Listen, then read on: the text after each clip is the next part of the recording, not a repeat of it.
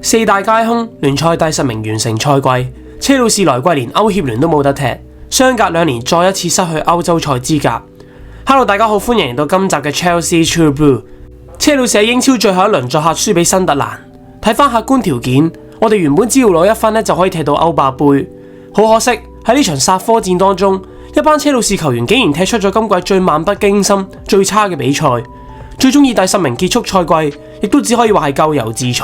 當然，今季以咁嘅成績結束，車路士球迷絕對係大失所望。咁但係球會而家都冇時間失望，反而應該要積極地去籌備下一個球季。而作為球迷，我哋都會擔心車路士未來一季何去何從。適逢車路士官方喺4月份亦都證實咗，車路士喺上一個球季錄得咗英格蘭足球歷史上最高嘅稅前虧損紀錄。我哋喺一隊嘅賬目當中宣布咗錄得高達2.624億英鎊嘅巨額赤字。咁加上未來一季冇埋歐洲賽門票同埋轉播費嘅收益，大家都會覺得車路士今個夏天一定要被迫賤賣主力球員，例如係祖奧柏度或者彭馬等等嚟填數啦。咁但係事實又係咪咁樣呢？今日我亦都會同大家一齊研究一下車路士會唔會面臨 PSL 等等嘅問題，而新任領隊沙比亞朗素喺夏天又需要清走啲咩人呢？而我都會同大家探究一下今次跌出咗歐洲賽對於車路士嚟講會唔會係一件好事呢？事不宜遲，我哋而家就即刻一齊去片。好啦，我哋首先面對一下最實質嘅數字。車路士控股有限公司喺4月頭公布咗財務報告，上一個球季，亦即係24-25球季，我哋錄得咗高達2.62億嘅英鎊稅前虧損。2.62億呢一個數字，直接打破咗英格蘭足球歷史上最高嘅單季虧損紀錄，遠遠超越咗2011年曼城瘋狂燒錢時期嘅1.97億紀錄。我哋可以了解一下車路士呢2.62億嘅赤字係點樣嚟嘅。車路士已經連續第4個球季日常赤字突破2億鎊，入面仲包含咗1210萬鎊嘅球員資產減值。呢一個數字仲要未計嗰筆超過5000萬英鎊嘅法律及監管訴訟費。車路士因為違反財務條例，舊年夏天被 UEFA 罰咗2650萬英鎊，另外仲預留咗2400萬英鎊撥備，用嚟應付阿巴莫域治時期未申報嘅球員款項、非法經紀及第三方支付嘅爛攤子。雖然呢一單嘢係由布庫自己主動自首，喺3月份亦都被英超罰咗1075萬英鎊。咁但 FA 嘅調查仲進行緊，相信之後仲有機會面臨罰款。咁就算扣除呢一筆費用，車路士嘅稅前虧損依然係英格蘭歷史第一。雖然車路士喺上一個球季嘅比賽日收入同埋電視轉播費都升咗4000萬鎊，而喺世冠杯都率先攞咗2000萬鎊，今季會再收6500萬獎金。歐協聯嘅冠軍亦都令我哋賺咗1830萬英鎊，以及英超排名高2位都賺多咗450萬英鎊。咁但係賺埋嘅錢都唔夠蝕，因為我哋嘅商業贊助收入暴跌咗2400萬鎊，只係剩低2.009億。原因係車路士喺2024-25球季大部分時間都冇空前贊助，直到最後一個月先同 DAMAC 簽約。呢一個商業贊助收入比起 Big Six 其他對手遠遠拋離咗，就算連排尾2嘅阿仙奴都有2.622億，比車路士高出咗31%。我哋更加比起其餘5隊豪門嘅平均值低咗超過1億英鎊。而更加大嘅問題係，車路士真實嘅薪酬總額比起大家想象中高得多。車路士上一個球季嘅薪酬佔收入總比例高達 73%， 係 Big Six 之中最唔健康。當中嘅開支係高達咗3.59億英鎊，創下咗球會嘅歷史新高。咁所以即使車路士內部一直堅稱，佢哋已經將球員嘅平均薪酬由阿巴莫域治時代嘅高位大幅度削減，咁但係開支依然係非常之誇張。而且球會喺非足球員工嘅數量都增加咗，行政人員增加咗156人，去到929人，同樣係屬於全英超最多。主要原因係因為球會將大約150名原本屬於車路士基金嘅慈善社工正式納入咗去球會嘅編制之內，而並唔係全部放晒商業開發部門。咁不過即使扣除咗呢150名慈善社工，車路士依然係全英格蘭僱用最多非球員員工嘅前3名球會。而喺買人方面，球員嘅分期攤銷成本都高達咗2.122億英鎊，同樣係創下咗英格蘭歷史紀錄。如果計埋2025年7月1號後買人所用上嘅2.633億 ，Blue Co 入主4年嚟嘅總轉會開支已經達到驚人嘅18.67億英鎊。呢一個絕對係一個非常之誇張嘅數字。而喺過去幾個球季，車路士嘅營運黑洞都主要靠2大招式去彌補。第一就係進行內部資產變賣，高層將球會旗下2間酒店、1個停車場，甚至連車路士女子隊，全部喺 Blue Co 集團內部左手交右手，自己賣翻俾自己，憑空製造咗2.75億嘅賬面純利。其中一個例子就係上季 Bruco 高層為咗喺賬面上勉強湊數避開 PSL 扣分，連車路士嘅女足主場 Kings Meadow 球場都賣咗俾女足有限公司，製造咗340萬磅嘅純利潤嚟頂數。而除咗進行內部資產變賣，第二咧就係靠球員嘅轉會去刷利潤。但去到上一個球季，車路士賣人嘅利潤由過往嘅1億$大幅倒退咗9500萬磅，跌到只係剩翻5800萬磅。呢個時候大家都會問，乜車路士喺2025年夏天轉會窗賣人唔係收咗3億英鎊咩？點解會得翻咁少嘅？呢一個就係 Bruco 高層最犀利嘅掩眼法。係啊，上年車路士係賣走咗好多冗員，例如係祖奧菲力斯同埋尼江古等等。雖然總交易金額就高達咗3億，咁但係因為之前買翻嚟嘅呢堆球員身價太高，身上背負住好高嘅賬面價值，亦即係未攤分完嘅成本，賣價要扣除咗剩餘嘅賬面價值先係純利潤。咁所以當佢哋被賣走嗰陣，賣價扣除咗剩餘成本之後，真正能夠計入球會2025-26球季純利潤嘅，居然只係大概得1/10，即係得3180萬英鎊左右。3億嘅轉會費，最後純利潤只係得1成。呢一筆數比史特拉斯堡嘅3440萬英鎊仲要少。喺物業賣完，加上賣人利潤暴跌嘅情況底下，加上2024-25球季又瘋狂抌咗3.055億買人，淨支出係高達1.796億，排全英超第3。喺咁嘅情況之下，歷史級嘅虧損就咁就誕生咗啦。而聽到呢一度，相信大家最擔心嘅一點就係死啦，蝕成2.6億，車路士會唔會面臨英超嘅 PSL 違規，或者需要被扣分等等嘅問題呢？答案係車路士喺2022-23以及23-24球季，透過將酒店、停車場、女子隊賣俾自己母公司，成功將一個原本極度高危嘅 PSL 扣分危機化解到而家可以享有極大嘅財務安全緩衝空間。至少喺英超嘅層面上，我哋嘅財政依然係穩如泰山嘅。而根據 The Athletic 嘅推算，車路士今次就算單季蝕足3億英鎊，我哋依然能夠完美符合到英超嘅 PSL 財務規則。呢一個就全靠我哋喺2023-24球季累積落嚟嘅底子非常之厚。當年我哋錄得咗1.28億英鎊嘅稅前利潤，經 PSL 扣減豁免之後，賬面更加錄得高達咗1.91億英鎊嘅龐大盈餘。因此今次就算是出一個英格蘭嘅歷史紀錄，都完全冇辦法將車路士推向英超懲罰嘅邊緣。而且英超各間球會一早喺舊年11月已經投票通過咗，決定正式廢除舊有嘅 PSL 條例，而取而代之係一套全新嘅球隊成本控制規則 Squad Cost Rule。新例只會針對球會特定嘅薪酬同埋轉會開支比例，而唔會再監管球會嘅整體盈虧。換句話講，車路士喺本土聯賽入面基本上係唔會因為財政問題而被扣分。咁雖然靠呢一啲神操作，車路士喺英超就成功逃過一劫，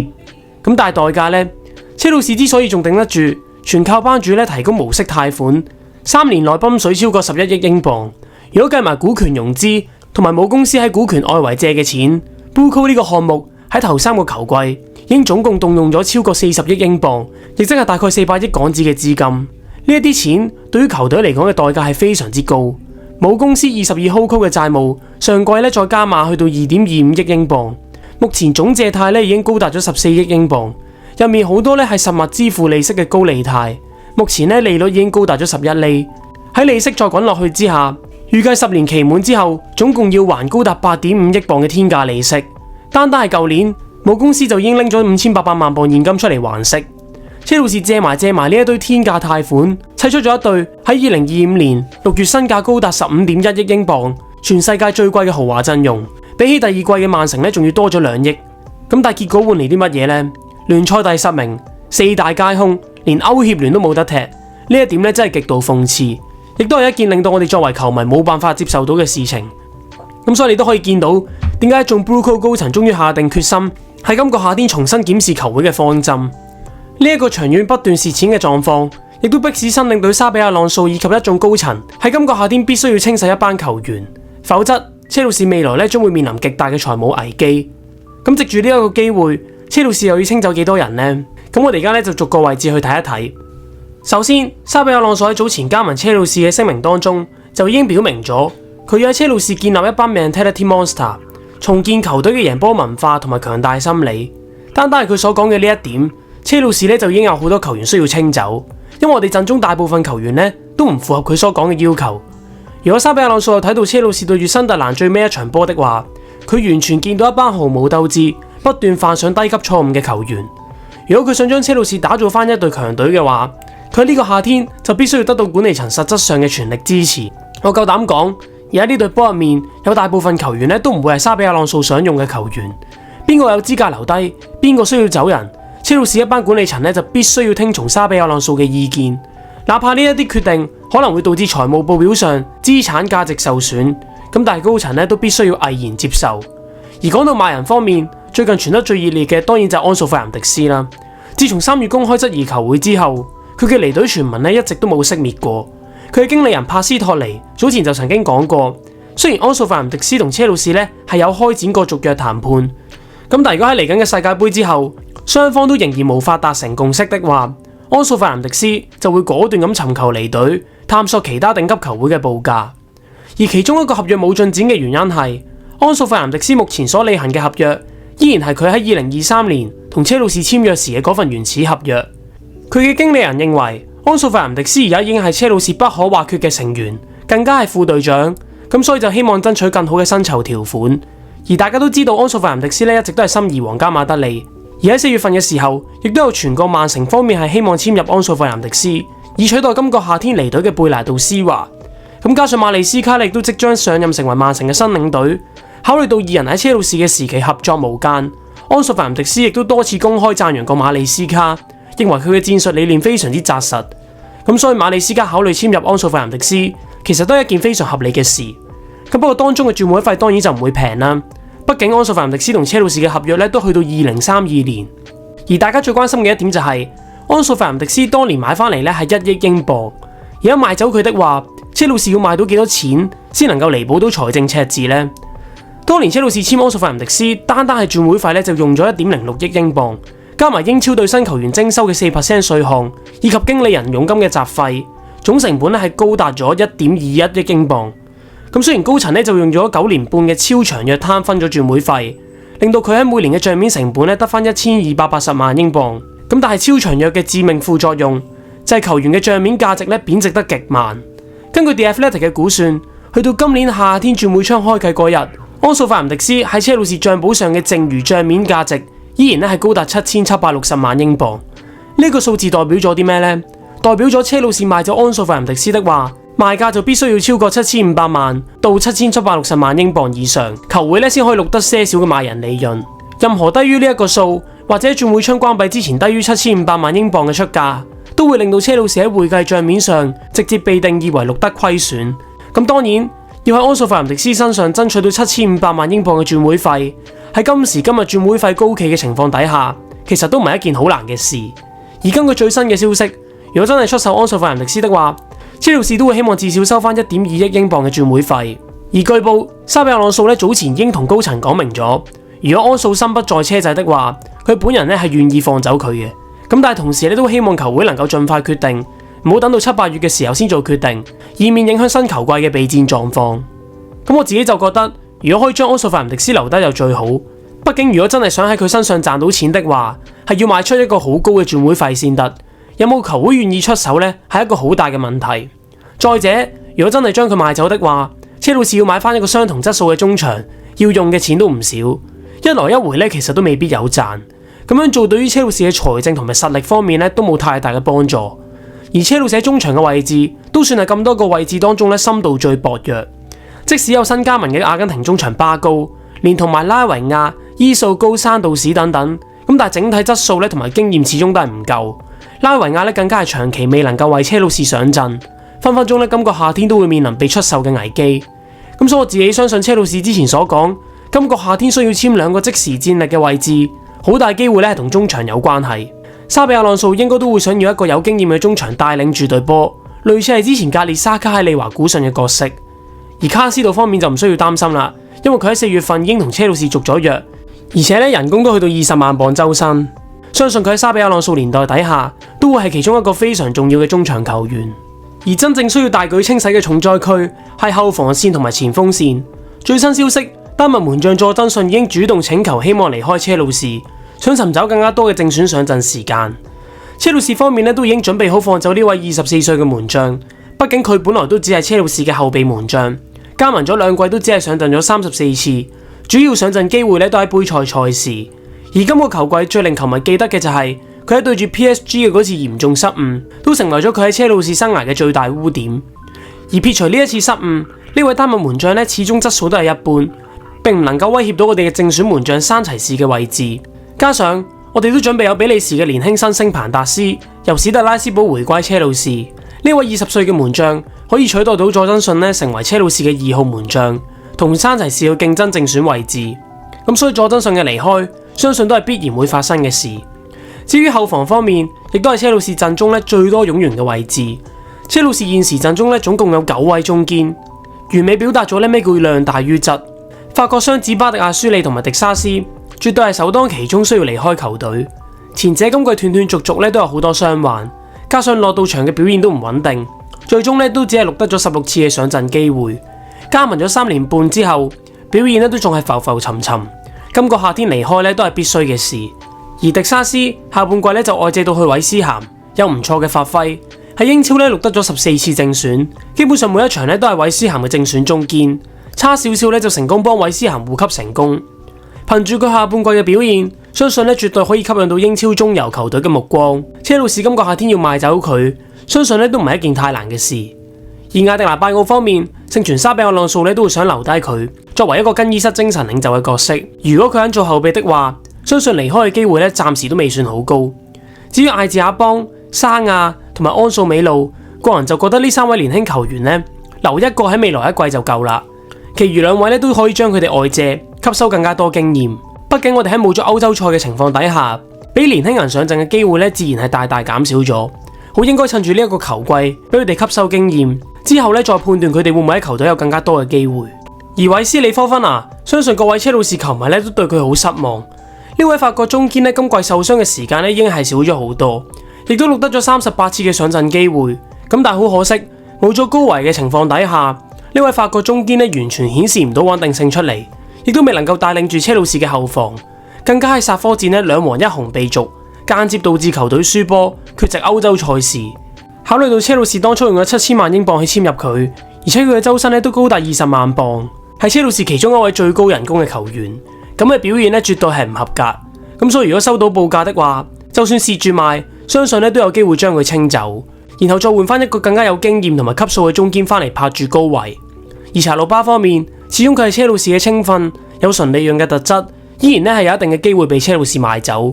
咁但係平心而論，如果佢唔介意成為後備中堅的話，留低對於車路士嚟講都有一定嘅作用。始終佢有豐富嘅英超經驗，周薪都比較低，只係得6萬鎊。對於車路士嚟講嘅負擔都唔算好大，個人認為係可以留低嘅。而前場方面，車路士現時總共有5位前鋒，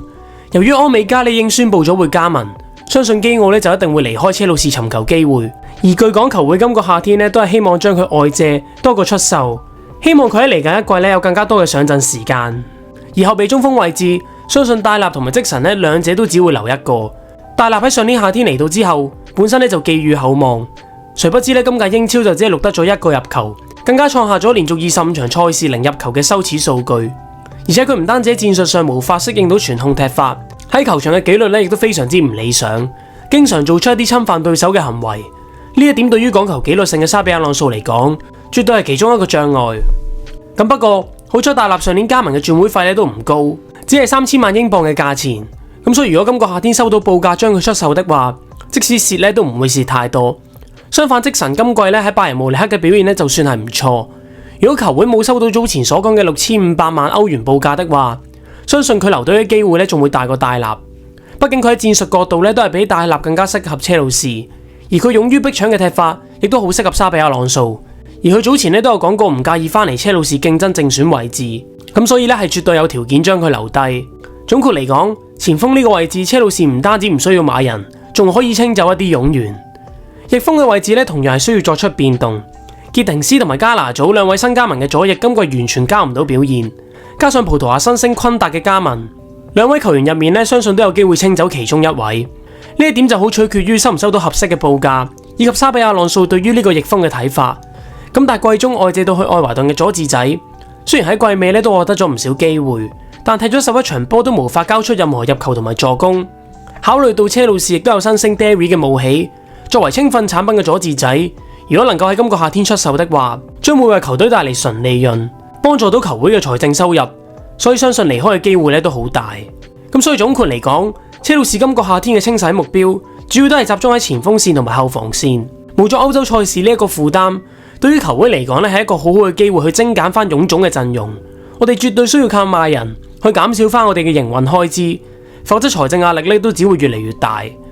咁所以雖然車路士今季最後排第10，連歐協聯都冇得踢，咁但係諗深一層，對於新領隊沙比亞朗素嚟講，可能佢咧反而會覺得鬆一口氣，因為無緣歐洲賽，正正係一個好嘅機會俾佢慢慢雕琢一隊屬於自己嘅球隊，同時咧都唔需要背負住一周雙賽嘅壓力，球員嘅受傷風險咧都會減低咗。而平心而論，沙比亞朗素咧亦都唔係由零開始去砌一隊波，我哋隊波都有唔少有質素嘅球員可以圍繞住佢哋去建立，只要行啱方向，下一季嘅難度咧其實冇想象中咁大。前鋒線上嘅祖奧帕杜今季射入咗15個聯賽入波，當中1球12碼都冇，純粹係靠運動戰入波，高舉英超射手榜第4名。而20歲嘅荷蘭後防球員赫圖，過去幾個月咧已經開始開竅，越嚟越顯示到自己嘅能力，而且能夠踢到左閘同埋中堅嘅位置，有助沙比亞朗素加強戰術嘅靈活性。加上隊長列斯詹士 ACL 重傷之後回歸嘅高維，以及4月份不幸大腿後肌撕裂，下季即將復出嘅巴西神同艾斯迪華奧，呢班年輕球員咧喺歐洲嚟講咧都係數一數二。如果沙比亞朗素能夠簽到一啲心儀嘅即食戰力球員，提供翻多啲經驗去指導一班年輕球員的話，呢一隊車路士依然咧係可以成為到聯賽嘅前列分子。而更加重要嘅係單線作戰嘅威力，各大豪門咧其實都體驗過，包括係今年嘅曼聯。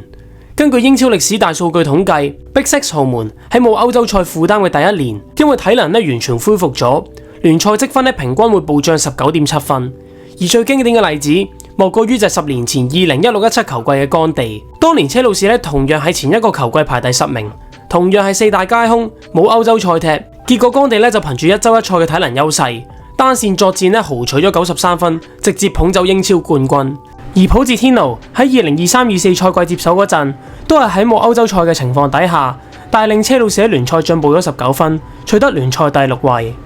而2016-17球季嘅高普帶領利物浦單線作戰，都由第8位衝咗上去第4位。咁而且我哋都知道，沙比亞朗素咧係主打高強度嘅前場壓迫，佢嗰套踢法咧其實對體能消耗咧都好大。